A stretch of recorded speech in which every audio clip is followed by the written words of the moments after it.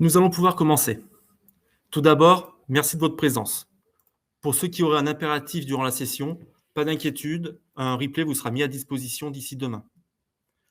Comme vous l'aurez remarqué, vos micros sont coupés pour une meilleure gestion de la présentation et des échanges. Si vous souhaitez interagir, vous pouvez utiliser la fenêtre de votre chat qui est en bas de votre écran. S'il s'agit d'une question, n'hésitez pas à activer la bulle en bas à droite de votre écran. Il est possible que vos commentaires ou questions ne soient pas affichés immédiatement, car une personne modère, mais ne vous inquiétez pas, toutes vos remarques, toutes vos questions seront bien lues. Nous les traiterons en fin de session, et si toutefois certaines questions ne peuvent pas être traitées aujourd'hui, nous reviendrons vers vous au cas par cas pour vous apporter des éléments de réponse. Nous allons donc passer au sujet du jour, la gestion des prix de revient dans l'ERP à travers la problématique suivante: comment piloter les fluctuations des prix, les fluctuations rapides des prix d'achat et leurs impacts sur les marges. Nous la traiterons conjointement, moi-même, Michael Saunier, chef de projet ERP, et mon collègue Jenny Gesto, qui est responsable avant-vente. Nous répondrons à cette problématique en revenant sur le calcul du prix de revient théorique, le contexte des 2 dernières années et leurs répercussions, le calcul du prix de revient réel, et enfin des actes de réponse concrets sur comment piloter ces prix de revient dans l'ERP. Nous allons illustrer ce pilotage au travers de la solution CJDX RP Flex Manufacturing, mais ces axes de réponse peuvent également être adaptés sur l'ERP CJDX RP Sprint et sur l'ERP PMI. Je commence par vous faire un rappel sur le calcul du prix de revient théorique. Quelles sont les composantes du prix de revient? Le prix de revient va se baser sur des nomenclatures composées d'articles et sur des gammes constituées d'opérations. Au niveau de la nomenclature, pour chaque composant, vous indiquez une quantité de liens. Et certaines entreprises vont aussi indiquer des pourcentages de pertes, des pourcentages de freins. Au niveau des opérations de gamme, les temps de fabrication pour chaque opération seront renseignés, en associant bien sûr les hommes et les machines nécessaires pour mener à bien cette opération. Des industriels, en fonction de leur process, indiquent aussi, par exemple, des temps de préparation, de réglage, de nettoyage, pour venir justement impacter à la fois le prix de revient et le pilotage de la charge de leur atelier. Le calcul du prix de revient théorique se base sur des règles de gestion telles que le prix qui sera utilisé pour la valorisation théorique de l'article. Quel prix prendre pour valoriser les composants de la nomenclature? Bon nombre d'entre vous utilisent par exemple le coût standard, les prix moyens pondérés, le dernier prix d'achat, le prix du catalogue fournisseur par exemple. Le calcul du prix de revient se base aussi sur la valorisation de la gamme avec le coût horaire des ressources et des machines. Ce coût horaire intègre de nombreuses composantes. Je peux prendre comme exemple, pour le coût horaire d'une machine, son amortissement, son coût de maintenance annuel, sa consommation énergétique, etc., etc. Et c'est l'ensemble de ces composantes qui permettra de déterminer le coût horaire d'utilisation de la machine. Et une donnée qui est importante, c'est la fréquence de mise à jour de ce coût horaire des ressources. Aujourd'hui, de nombreuses entreprises le mettent à jour à minima une fois par an, ce qui, au vu du contexte actuel, a de forts impacts sur la fiabilité de votre prix de revient théorique. Donc ceci, c'était la théorie. C'est bien quand tout se passe bien. Mais maintenant, je vous propose de passer à la réalité et de revenir sur le contexte des 2 dernières années qui nous ont menés à la situation actuelle. Donc la période 2020-2022 est riche en termes de bouleversements. D'avril 2020 à avril 2021, les prix des matières premières et de l'énergie ont explosé, avec, je vais vous donner quelques exemples, une hausse de 300% pour le bois, de 222% pour le pétrole, de 210% pour l'acier, 130% pour le fer, 80% pour le charbon thermal, qui est utilisé dans nos centrales nucléaires et qui, bien sûr, va venir impacter le prix de l'électricité. Les causes de cette hausse effrénée sont multiples. La baisse du dollar qui a un impact sur l'euro, Le contre-coup de la sortie de la crise du Covid-19, où la demande a largement dépassé l'offre mondiale en l'espace de 5-6 mois. Pendant les périodes de confinement, la production de matières premières, de composants s'est arrêtée et lorsque la demande a repris, la marchandise, la matière première, les composants, avaient des niveaux, de stock disponibles faibles, ce qui a entraîné automatiquement une hausse des prix en fonction par rapport à la demande. On a la transition écologique, les batteries, le solaire, l'aérien, les véhicules électriques. Tout cela demande des matières minérales produites dans un petit nombre de pays, soumis à de forts risques géopolitiques. On a des matières premières produites par peu de pays, avec une concentration en Chine, en Australie, en Amérique du Sud, qui font que ça fait des goulets d'étranglement, puisqu'on a peu de sources d'approvisionnement. On a les crises actuelles, la Russie avec l'Ukraine, la Chine avec Taïwan, qui a forcément aussi des impacts sur l'économie. Et on a aussi eu le blocage du canal de Suez qui a entraîné une multiplication des prix par 3, de l'ordre de 3 à 6, et qui a surtout montré, via la crise du fret maritime, un déséquilibre organisationnel de fond. Même si le cours des matières premières est pour la première fois à la baisse depuis ce mois de septembre 2022, enfin quand même une bonne nouvelle, ces réductions ne sont pas prêtes de compenser les augmentations, puisque les indices fournis par l'INSEE nous montrent que les augmentations restent quand même fortement positives. Donc en résumé, sur cette période, l'augmentation moyenne du prix des matières premières importées de l'ordre de 25% et 28% de nos PME françaises connaissent des difficultés d'approvisionnement. Mais quels sont les impacts sur le prix de revient? Les impacts sont nombreux. Le premier, c'est la disponibilité des prix fournisseurs et de la matière. Nous sommes passés de prix stables, valables sur une période donnée, avec des logiques de commande marché, de systèmes d'approvisionnement, on va dire automatisés, à la systématisation des demandes de prix.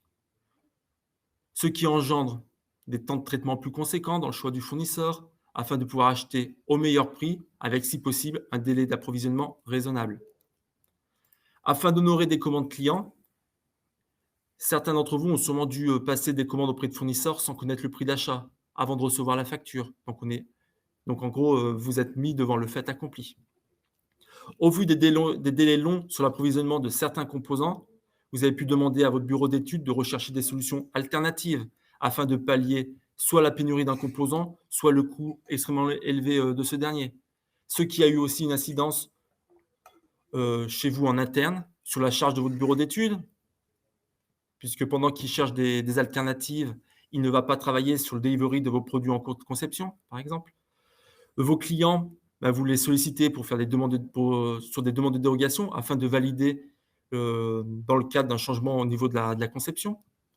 La mise à jour de vos données techniques au sein de l'ERP, qui sollicite aussi vos équipes. Et bien sûr, ce sont des délais qui s'allongent pour satisfaire la demande de vos clients. Donc, il y a une certaine dégradation de la relation entre vos clients et vous. Et on va dire l'absence de règles de gestion agiles pour le calcul horaire de pour le calcul coût horaire de vos collaborateurs et de vos machines a pour conséquence d'avoir des prix de revient qui sont dès lors calcul obsolète, car la donnée utilisée n'est pas en adéquation avec la réalité.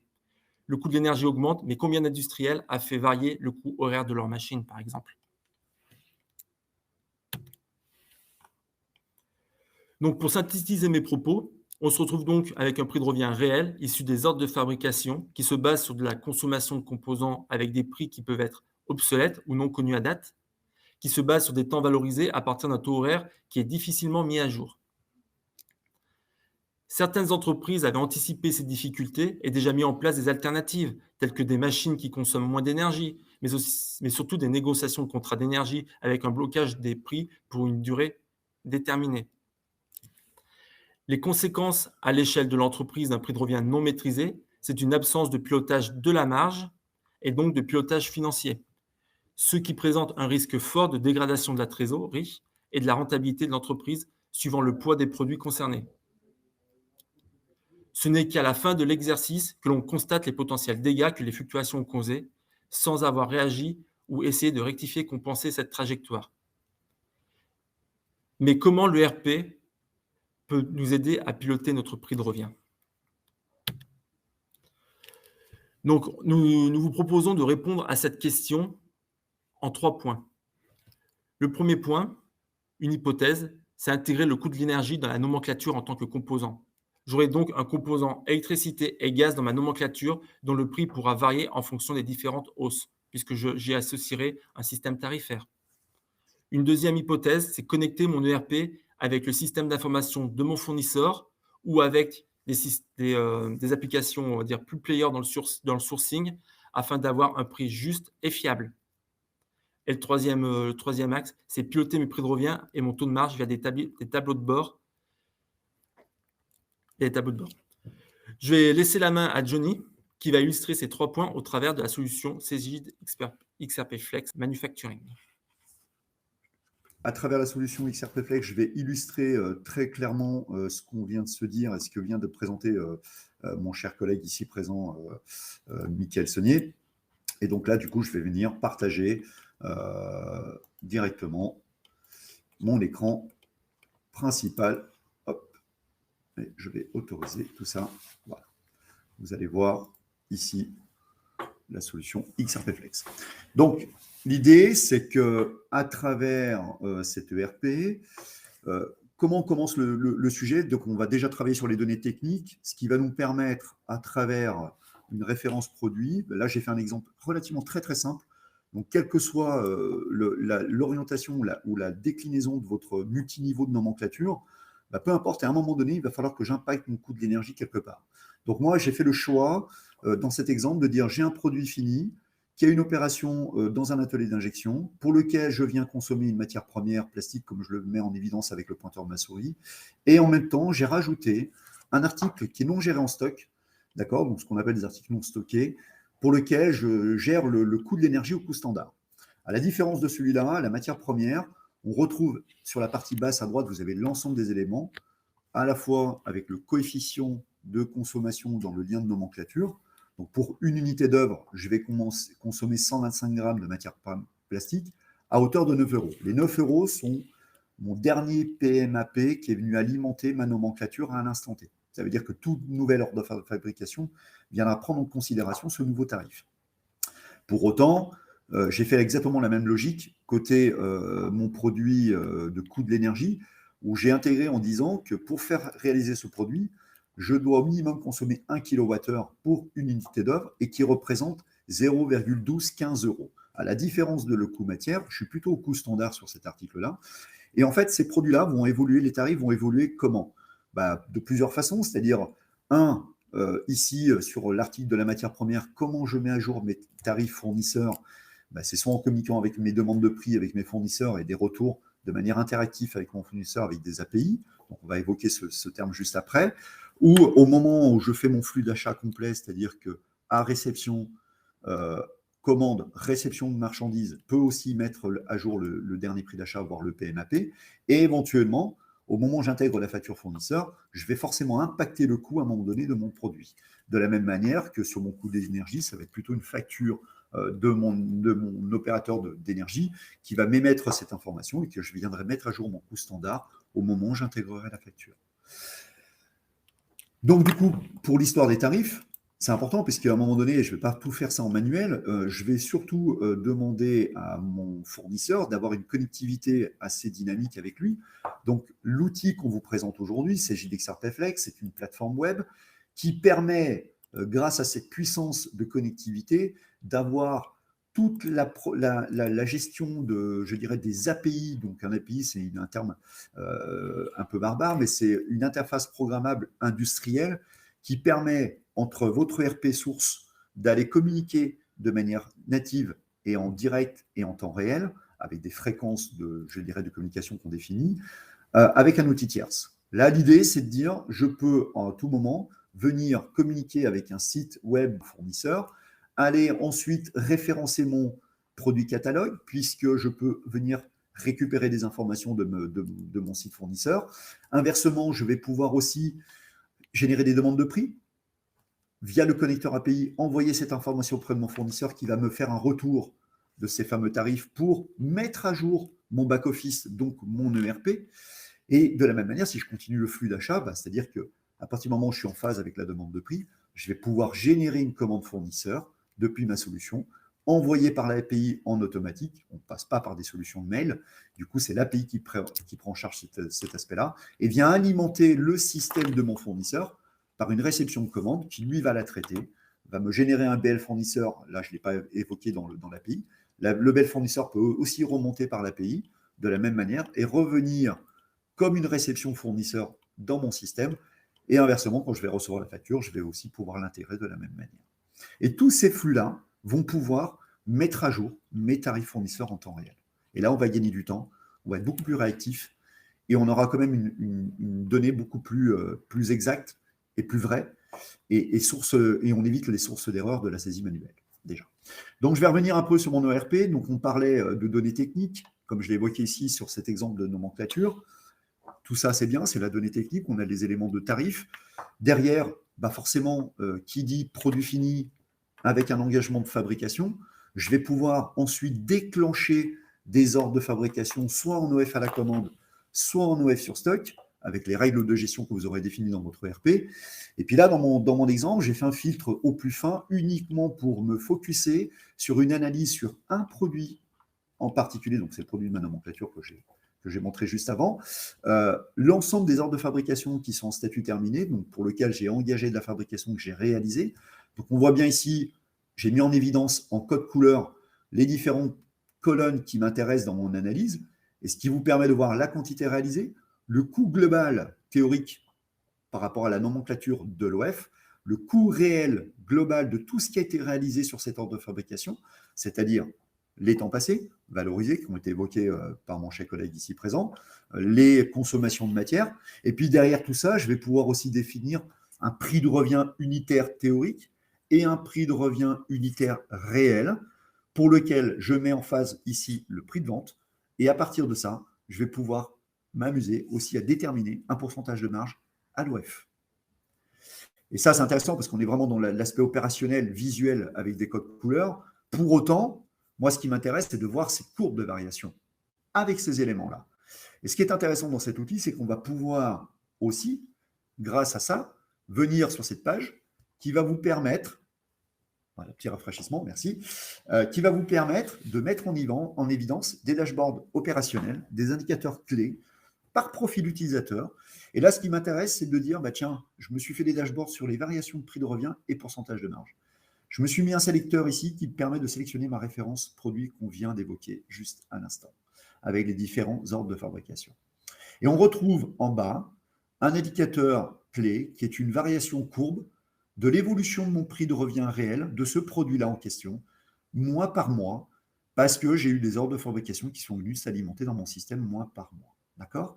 Et en même temps, pour le même produit, je vois la dégradation de sa marge. Et là, ce qui est intéressant aussi, la puissance de ce produit, ce n'est pas juste une restitution graphique, c'est qu'à partir du moment où j'ai une valeur ici qui est intéressante, je vais pouvoir cliquer sur ce point-là pour voir à quoi correspondent les 24% de marge sur octobre 2022. Je vais pouvoir cliquer sur l'icône, ouvrir une nouvelle page web et rentrer directement dans le détail de mon analyse et retrouver l'ordre de fabrication qui est concerné par les fameux 24% de marge. Et pour apporter tous ces éléments-là, effectivement, je peux ouvrir l'OF, rentrer dans le détail dans un onglet qui s'appelle récapitulatif, où là, je vais avoir l'ensemble détaillé de mon coût théorique, où je vais avoir aussi exactement l'ensemble de mon coût réel. Dans tous mes exemples que j'ai évoqués, je n'ai jamais fait évoluer mon taux horaire main-d'œuvre et mon taux horaire machine. J'ai plutôt fait impacter le coût matière. Et dans le coût matière, c'est l'ensemble des éléments qui constituent ma nomenclature, plus le coût de l'énergie qui est forcément impacté dedans.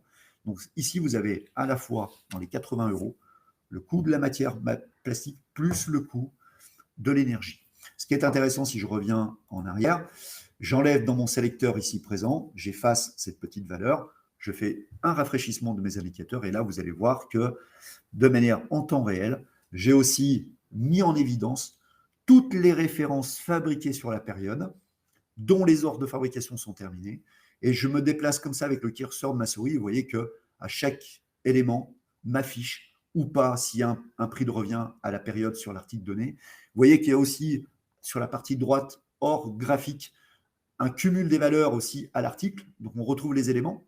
Donc, on voit la variation du prix de revient. J'ai exactement la même logique, comme ça, côté marge.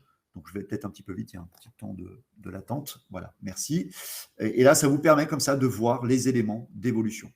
Je me suis mis aussi en évidence une petite alerte complémentaire qui est ici, juste au-dessus des graphiques, qui est l'alerte de dégradation de marge. Alors, ça veut dire quoi? Ça veut dire que j'ai voulu analyser l'ensemble des références fabriquées pour lequel j'ai mis un seuil critique à tout ce qui est en dessous de 21%. D'accord? Et je veux enfin, dans mon système, c'est que je suis allé vérifier tous les ordres de fabrication dont le statut est terminé, pour lequel la marge est inférieure à cette valeur-là. Et ça m'a permis de mettre en évidence que j'ai 5 références produits à l'instant T, dont j'ai une dégradation de la marge qui est en dessous de mon seuil critique. Et pour voir le contenu, c'est comme tout à l'heure dans le graphique, je clique sur la vignette, j'ouvre le détail dans mon analyse, et j'arrive sur un résultat sur l'ensemble des ordres de fabrication qui correspond à ces fameux critères en dessous des 21%. Et vous voyez que là, j'ai aussi des marges positives comme des marges négatives. Et pourquoi j'ai 6 lignes? C'est parce que j'ai simplement compté le nombre de références produits qui sont concernés par cette base-là. Et vous voyez que pour un même article, je peux avoir aussi 2 OF, mais je ne le compte qu'une fois. Voilà, c'était l'idée de vous matérialiser cet exemple-là. À la fois, pensez que vous pouvez facilement impacter le coût de l'énergie dans la nomenclature, répercuter cette information-là dans le coût du prix de revient unitaire réel de votre heure de fabrication. Forcément, ça va impacter la marge, et ce qui vous permet d'avoir ces jolis graphiques de restitution avec l'évolution en temps réel de ce qui se passe dans votre activité. Donc, ça veut dire que tous ces indicateurs-là, à partir du moment où j'impacte mes ordres de fabrication, les indicateurs vont évoluer au fil du temps. J'en ai fini avec mes explications. J'espère avoir été clair. En tout cas, merci de votre présence. Merci à tous. Et puis, je vous souhaite une agréable journée. On vous souhaite une agréable journée tous les deux, d'ailleurs. Au plaisir de vous revoir, en tout cas, sur d'autres thématiques. Et puis, je vous souhaite une agréable journée à cette issue de ce rendez-vous. Merci. Merci.